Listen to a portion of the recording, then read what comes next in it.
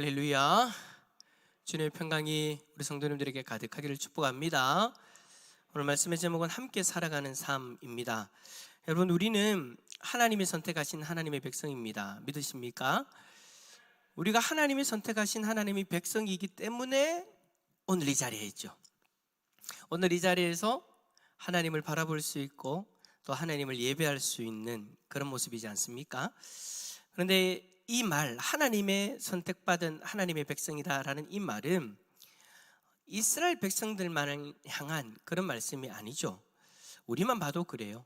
전 세계 사람들 중에 하나님이 친히 선택하신 그 사람을 하나님이 친히 구원하시기로 작정하시고 그들 모두를 구원하기로 하나님이 지금도 일하고 계시죠. 전 세계에 흩어져 있다 보니까 오늘 말씀처럼 언어가 달라요. 피부 색깔도 달라요. 하지만 그 다름은 중요하지 않죠. 하나님은 그들 모두를 자신의 백성으로 삼으시고자 작정하셨고 그들을 구원하시고자 지금도 일하고 계신다라는 거예요. 그 일하심의 계획 속에 바로 이스라엘 백성들이 속해져 있었던 거예요.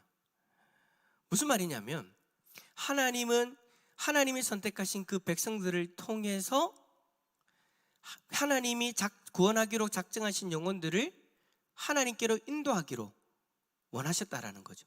무슨 말이냐면 하나님은 하나님의 백성들과 함께 그 구원 사역을 하기를 원하셨다라는 거예요. 그런데 여러분, 1번 문제 한번 보세요. 이스라엘 민족의 잘못된 행위와 사상은 무엇입니까? 자, 하나님은 하나님이 선택하신 그 이스라엘 백성들을 통해서 하나님이 구원하기로 작정하신 그 영혼들을 구원하려고 하시는데 이스라엘 백성들에게 문제가 생겨져 버렸어요. 저 잘못된 사상, 저 잘못된 행위, 무엇으로 인해서 하나님이 하나님의 백성을 구원하고자 하는 그 일에 차질이 생긴 걸까요? 자, 우리 18절 말씀 한번 읽어볼까요? 18절입니다. 시작. 내가 그들의 행위와 사상을 아노라. 그들이 와서 나의 영광을 볼 것이며. 아멘. 자, 하나님은 나라와 언어가 다른 민족, 즉 이방인들을 모으시기를 원하셨습니다. 그들을 모으신다라는 것은 그들을 자신의 백성으로 부르시고 구원하신다는 말이죠. 그렇게 이방인들을 구원하려면 이스라엘 백성들의 순종과 헌신이 필요했어요. 하지만 이스라엘 백성들 어떤가요? 가나안 땅에 들어갈 때는 이방인들의 우상 문화에 젖어들지 않도록 하기 위해서 가나안 이방인들을 멀리하라, 그들을 땅에서 쫓아내라, 멸절하라 라고 그렇게 명령할 때는 그렇게 말도 안 듣더니 나중에는 이제 하나님의 백성으로 자신들의 정체성을 딱 확고하고 확립시킨 이후에는 이방인들에게 복음을 전하라, 이방인들에게 하나님의 마음을 전하라라고 그렇게 이야기할 때에는 이방인들과 상관도 안 합니다. 하지 마라 할 때는 그렇게 이방인들하고 교제하고 이방인들하고 결혼하고 이방인들이 섬기는 우상들을 섬기기 시작하더니 하나님이 이방인들을 구원하시려고 할 때에는 이스라엘 백성들이 아예 이방인들과의 교제를 끊어버려요. 부정하다고. 자신들은 하나님 앞에 선택받은 거룩한 백성이고 선민사상이라고 하잖아요. 그 사상, 그 생각, 그 행위, 그러한 것들을 가지고 아예 이방인들에게는 하나님을 전하려고도 하지 않는 그 모습이 바로 오늘 성경에 나오는 이스라엘 백성들의 모습이더라. 그래서 내가 그들의 행위와 사상을 아노라. 이스라엘 백성들의 그 행위와 사상, 선민 사상으로 인해서 이방인들에게 하나님을 전하려고 하지 않는, 하나님의 말씀을 열방에 전하려고 하지 않는 그런 어떤 폐쇄적인 모습이 되어져 버린 거죠.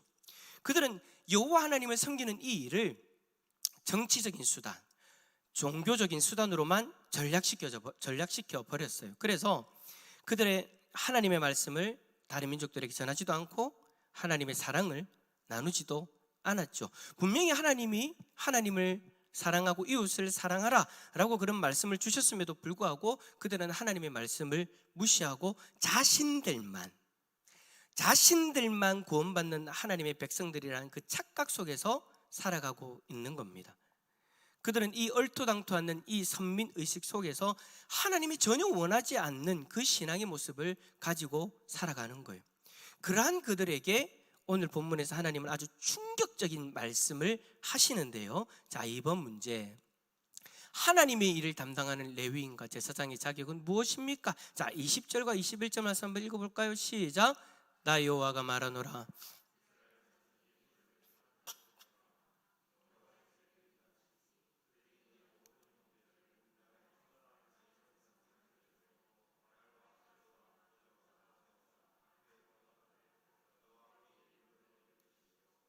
나는 그 가운데에서 선택하여 제사장과 레위인을 삼으리라.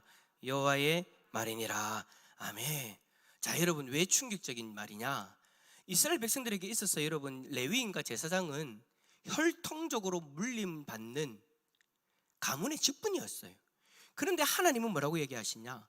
언어가 다른 민족들을 부르실 때 그 가운데에서 택하셔서 레위인과 제사장을 삼으시겠다라고 그렇게 말씀하고 계시는 거죠.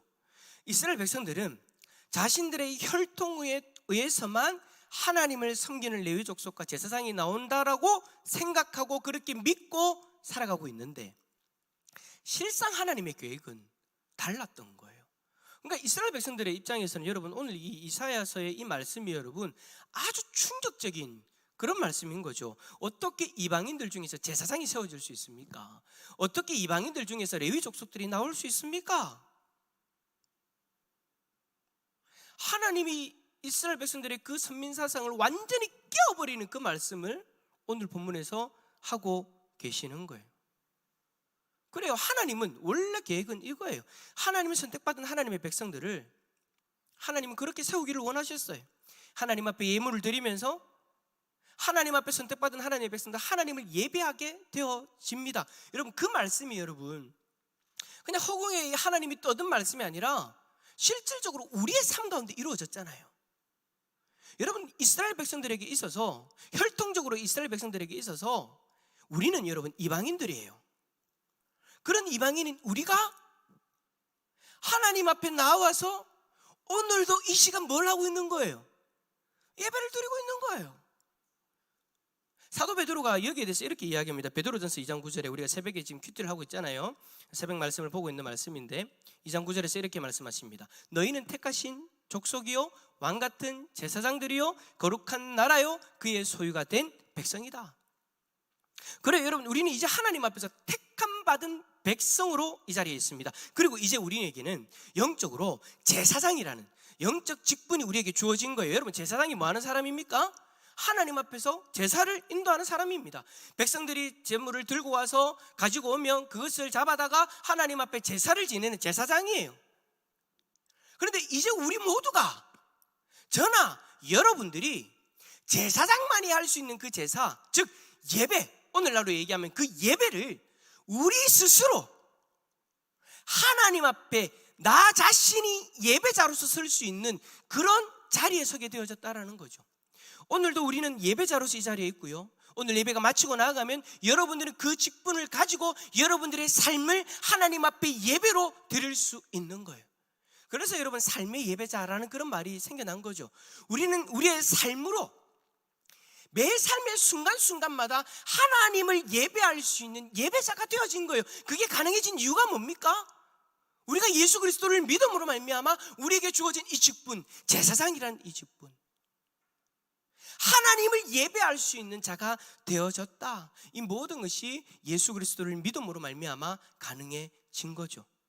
우리는 예수 그리스도를 믿는 이 믿음으로 말미암아 하나님의 백성이 되어졌고, 그런 우리에게 하나님이 임재하시는 일이 일어났는데, 그 임재로 인하여서 우리는 스스로가 하나님 앞에서 성전이 되어져 버렸어요. 하나님이 임재하시는 성전, 그 하나님이 임재하시는 성전인 우리가 이제는 우리 가운데 함께 하시는 하나님을 예배할 수 있는 그런 복된 존재가 되어진 거죠. 이 모든 일이, 우리에게 일어난 이 모든 일이 혈통으로 되어진 것이 아니라는 거예요. 우리의 혈통으로 되어진 것이 아니에요. 우리는 이방인이었어요. 이스라엘 백성들이 부정하다라고 여겼던 이방인이었어요. 그런 우리에게 이런 일이 일어난 거예요. 우리에게 어떤 능력이 있어서도 아니에요. 단지 우리가 예수 그리스도를 믿음으로 말미암아, 예수 그리스도를 믿음으로 말미암아 이 놀라운 제사장의 직분을 누릴 수 있게 되어진 거죠. 사실 여러분, 저나 여러분들이나 우리의 죄로 인해서 멸망의 길을 걸어가던 사람들이잖아요. 우리의 죄 때문에 죄의 그 값을 우리의 생명으로 그렇게 지불해야 되는 그런 존재였다고요. 그런 우리를 하나님이 사랑하셔서 우리를 작정하시고 우리를 구원하기로 작정하시고 우리를 구원해 주셨어요. 자신의 독생자의 생명을 내어주시기까지 하시면서, 그래서 우리를 하나님 백성으로서 하나님을 예배하는 존재로 삼아 주셨죠. 우리에게 하나님은 그런 은혜를 베풀어 주셨어요. 이 모든 일들이 우리에게 복음이 되어졌다라고, 복음이다라고 그렇게 이야기를 하지 않습니까? 원래는 여러분, 이스라엘 백성들이 하나님의 선택을 받은 백성으로서 이 귀한 복음을 이방인들에게 전하고 그 복음에 담겨져 있는 하나님의 사랑을 전해야만 했습니다. 하지만 그들은 그렇게 살지 못했죠. 왜요? 잘못된 사상과 잘못된 행위로 인해서. 그들은 자신들만 선택받은 하나님의 백성이다, 선민이다, 폐쇄적인 그 선민의식에 갇혀가지고 복음을 전하지도 않았고 하나님의 사랑을 나누려고도 하지 않았어요. 오직 자신들만 그 복음과 그 사랑을 누리려고 한 것이죠. 하지만 하나님은 그러한 이스라엘 백성들의 잘못에도 불구하고, 잘못된 사상과 잘못된 행위에도 불구하고 하나님의 뜻을 이루는 것을 멈추지 않았어요. 우리를 구원하시고자 하는 그 하나님의 뜻을 포기하지 않으셨다고요. 자신의 백성들이 그것을 거부하고 하지 않는데도 불구하고 하나님은 그것을 멈추지 않으셨다고요. 어떻게 하셨습니까? 예수 그리스도가 이 땅에 오셔서, 친히 이 땅에 오셔서 자신들의 제자들에게 그 사랑을 가르치시고 그들에게 복음을 가르치시고 복음으로 온 세계 가운데 땅 끝까지 전할 수 있도록 하나님이 그들에게 사명까지 심어 주시죠. 예수님은 이 땅에서 계속해서 그들에게 하나님의 사랑을 가르치셨고 그 사랑을 이방인들에게 전해야 된다는 것도 계속해서 말씀해 주셨어요. 이웃을 사랑해야 되는 것이 무엇인지 자신이 십자가에서 친히 보여주셨어요.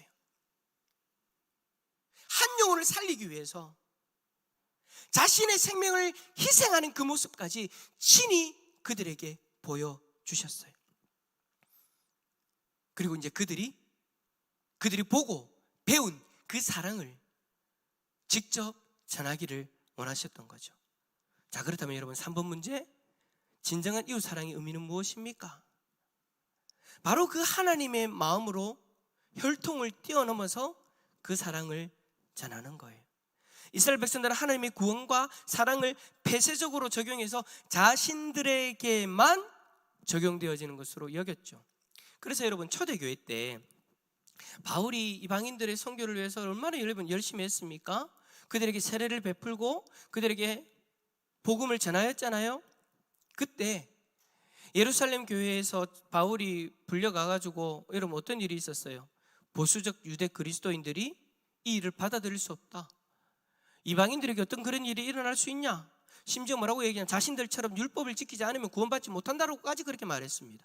특히나 할례를 행하지 않으면 안 된다라고까지 주장을 했어요. 그때 바울을 도와서 야고보가 사도행전 15장 19절에서 이렇게 말합니다.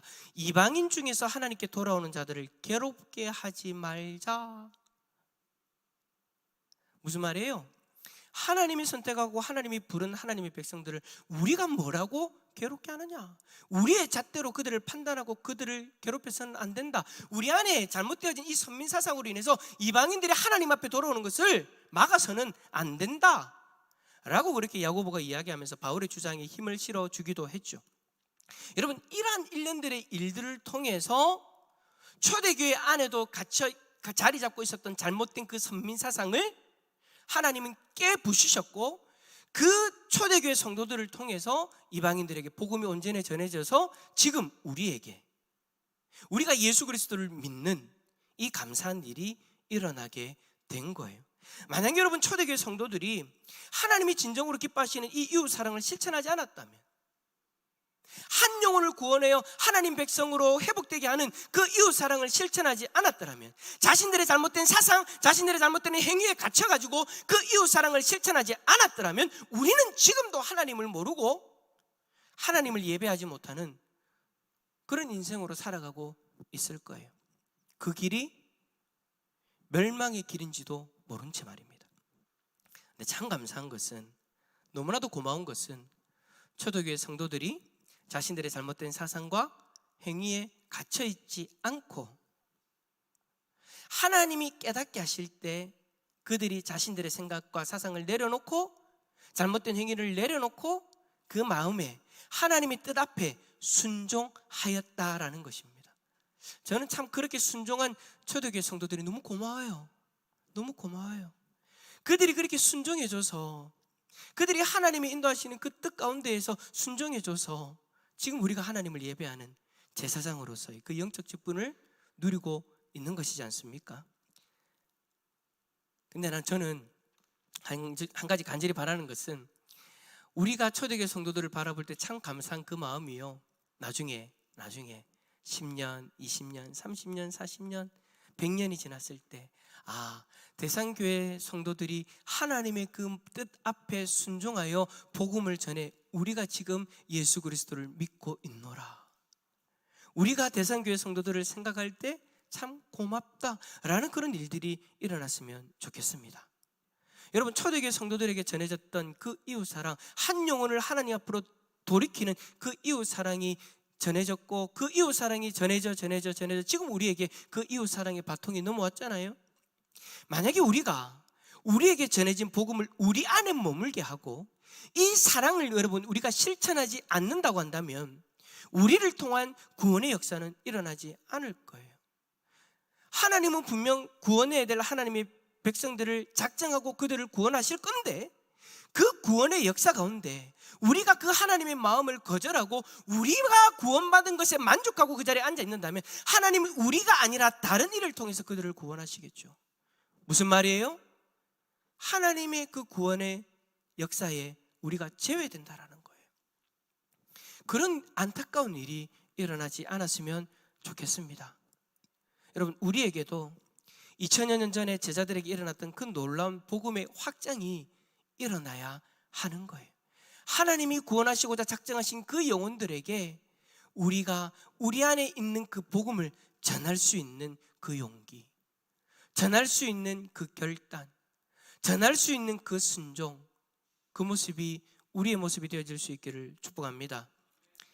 하나님이 기뻐하시는 진정한 이웃사랑의 역사가 우리에게 일어나려면 먼저 여러분, 우리는요, 우리 안에 머물러 있는 복음이 흘러갈 수 있도록 우리 스스로를 좀 깨워야 돼요.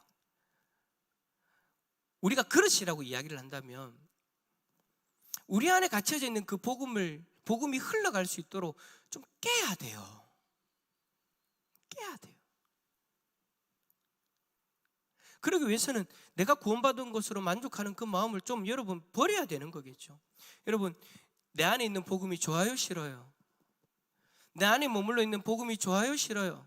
복음이라는 그 하나만 놓고 봤을 땐 좋죠, 행복해요. 우리가 구원받았잖아요. 근데 여러분들의 표정은 왜 전부 다 구원받지 못한 사람처럼? 구원받았잖아요.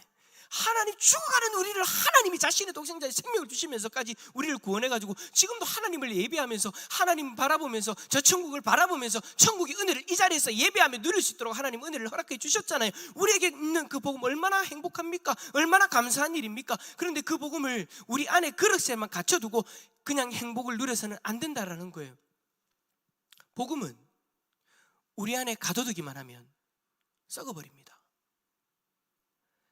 깨어서 그것이 흘러가게 만들어야 복음은 살아 역사하는 줄 믿습니다.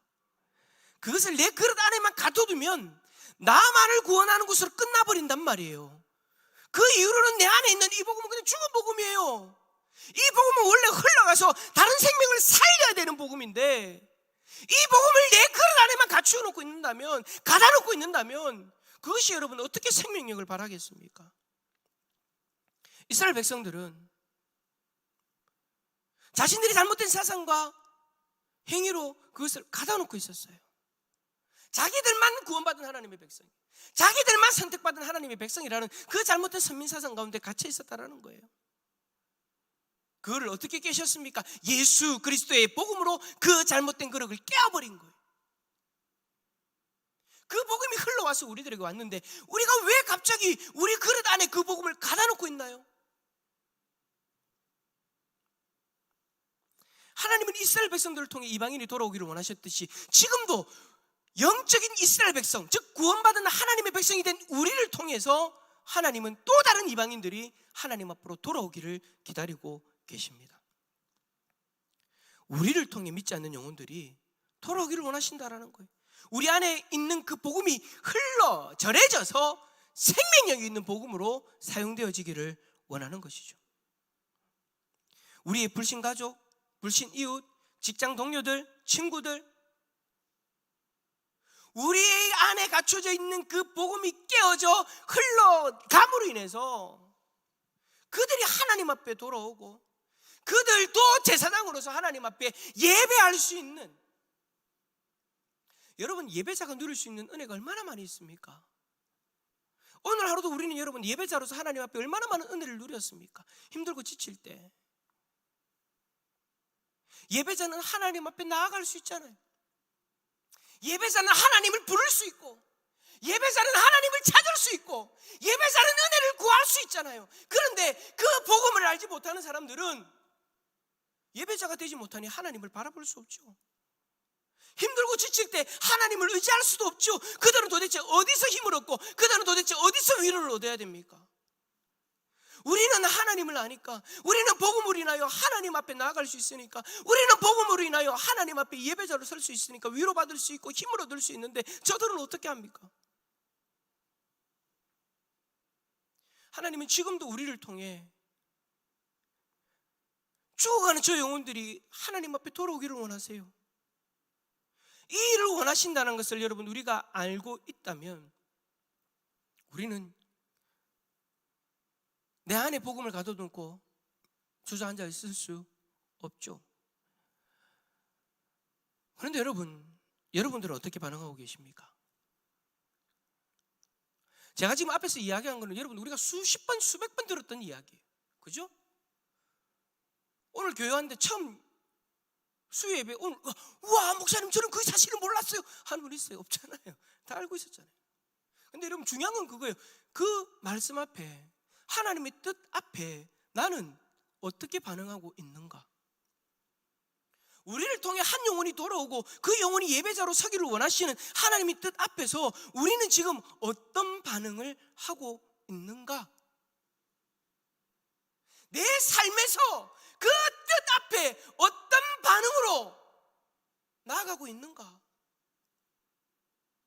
혹시나 수십 번 들었음에도 불구하고 나 혼자 구원받은 것에 만족하고 그 자리에 앉아 있지는 않습니까? 그냥 하나님, 내가 그냥 나 스스로가 구원받은 것에 만족하면서 할렐루야 찬양하세, 그렇게 그냥 나 혼자 하나님을 찬양하는 것으로 만족하고, 나 혼자 하나님을 예배하는 것으로 만족하고, 나 혼자 하나님의 위로를 경험하는 것으로 만족하고, 하나님이 함께하는 것을 만족하며 살아가고 있다면 나 혼자 누리는 그 은혜에만 집중하고 그렇게 온 신경을 나에게 주어진 것에만 바라보고 그렇게 살아가고 있지는 않은가? 하나님은 자꾸 말씀을 통해서 옆에 좀 봐라, 하나님은 자꾸 옆을 보라고 우리 고개를 돌리는데, 우리는 하나님이 딱 고개를 돌릴 때 힘주어서 아래를 봐요. 어디를 보는 거예요? 나 자신만 봐요. 고개를 딱 붙들고 쫙 옮기려 하는데 그 힘을 이용해 내 자신을 봐요. 그게 은혜라고 이야기해요. 또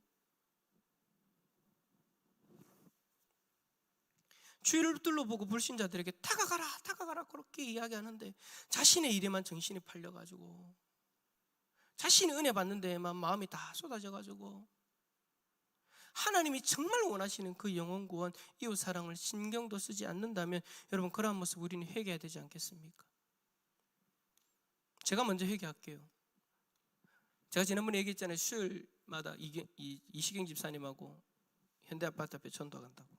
오늘 추워서 안 갔어요. 너무 추워가지고.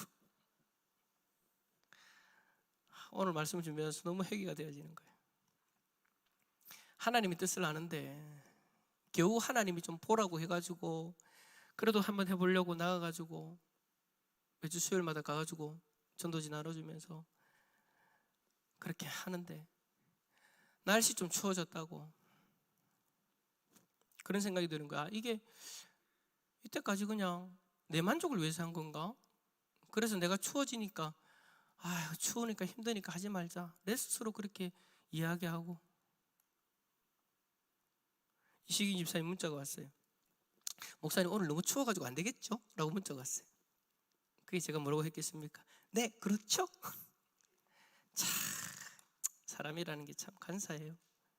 내가 하나님의 뜻을 알고 있음에도 불구하고 또 그렇게 타협하고 있는 거예요. 여러분 어떻습니까? 오늘 이 회개 저만 해야 될까요?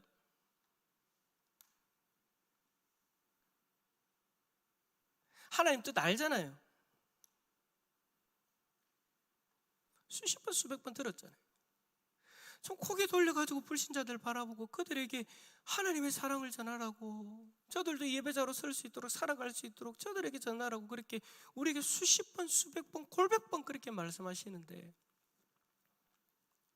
우리는 그것을 알고 듣고 깨달았음에도 불구하고 우리는 자꾸 계속해서 미뤄요. 여러분 언제까지 미루려고 하십니까? 아니, 언제까지 그 일을 미룰 수 있다고 생각하십니까? 우리에게 시간이 계속 있을까요, 여러분?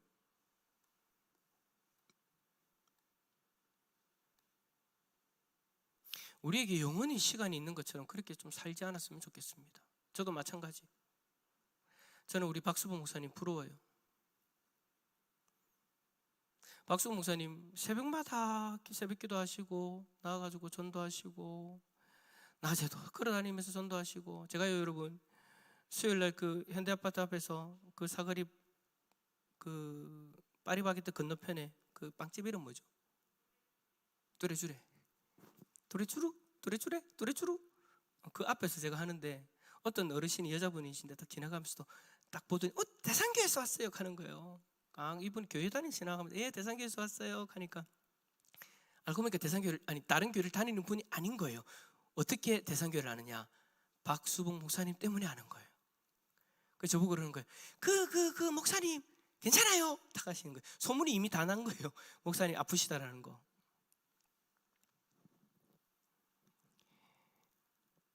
평생을 그렇게 복음을 전하면서 믿지 않는 사람들도 기억하는 존재가 되어져 버렸잖아요.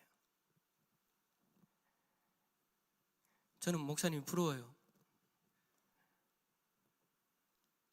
언제 하나님께서 하나님 앞에 가실지는 잘 모르겠지만 하나님 앞에 갔을 때 하나님의 마음을 잘 이해하고 그 뜻 앞에서 잘 순종했다라고 하나님 앞에 칭찬받으실 거잖아요. 그게 부러워요. 제가 여러분 왜 수요일날 전도를 나가려고 했냐면 박수봉 목사님 닮고 싶어가지고, 목사님처럼 그렇게 복음을 전하면서 그렇게 살아서 나중에 정말 주님이 기뻐하시는 일이니까, 하나님 기뻐하시는 일이니까 마지막 날 예수님 앞에 서게 됐을 때 잘했다 칭찬받고 싶어가지고. 여러분 기도해 주세요. 우리 박수봉 목사님, 제가 어제 아래 사모님 신방하고 왔는데 사모님이 일주일 동안 금식을 하셨어요. 그래가지고 지난 주일날 못 오셨는데 왜 금식을 하셨냐니까 목사님 좀 많이 상태가 안 좋으시대요. 지금 목을 통해서 호스를 넣어서 지금 이제 영양분을 섭취해야 되는 그런 상황이에요. 지난번에 우리가 신방 갔을 때랑 완전히 좀 달라요. 사모님 그렇게 두 가지를 기도하신다고 하더라고요. 첫 번째, 21일 날 이제 지금 그렇게 영양분을 섭취하는데 5% 정도가 식도로 넘어가는 것이 아니라 기관지로 넘어간다고 했나요? 기관지로 넘어가서 이게 왜 그런가 그것을 알기 위해서 21일 날 이제 좀 검사를 하신대요. 근데 이제 21일 날까지 이제 그 기도를 하시는데 두 가지를 놓고 기도하신대요. 첫 번째는 하나님이 회복시켜 주시든지, 아니면 하나님 더 이상 고통스럽게 하지 마시고 하나님 빨리 불러가시든지. 너무 고통스러워 하시니까. 근데 여러분 그 이야기를 들으면서도 저는 여러분 목사님은 그래도 다행이다라는 생각이 들더라고요. 하나님 앞에 부르심 받으실 때 그 복음을 전하는 그 하나님의 마음을 알고 뜻을 알고 그 뜻 앞에 순종했던 그 모습으로 복음을 전하는 그 모습으로 칭찬받으실 거잖아요. 여러분, 우리라고 여러분 영원히 이 땅에서 삽니까? 아니잖아요. 우리의 끝도 여러분 다가오고 있어요. 이제 며칠 지나면 2023년이에요. 또 한 살 먹는다고요. 근데 여러분, 그냥 한 살 먹는다라는 것에만 여러분 집중하지 마시고 뭐에 우리는 집중해야 됩니까? 아, 예수님 오실 날이 더 가까워졌구나. 마지막 날 예수님 앞에 우리 다 서게 될 거예요. 예수님 앞에 딱 서게 되어졌을 때 여러분, 우리가 어떤 모습으로 서려고 하십니까? 우리 모두가 하나님 앞에 칭찬받는 모습으로 섰으면 좋겠어요. 근데 여러분, 그거 다른 것 아니에요. 하나님의 마음을 알고 하나님의 마음을 행한 자, 한 영혼을 구원하기 위하여 자신의 독생자까지도 내어주신 그 하나님의 마음을 깨닫고 그 한 영혼을, 또 다른 한 영혼을 구원하기 위해서 자기 삶을 드린 자, 각자가 있는 그 자리에서 믿지 않는 영혼들은 그 안타까운 마음을 가지고 저 한 영혼을 기다리시는 하나님의 마음을 흡족하게 하기 위해서 자신의 삶을 드린 자,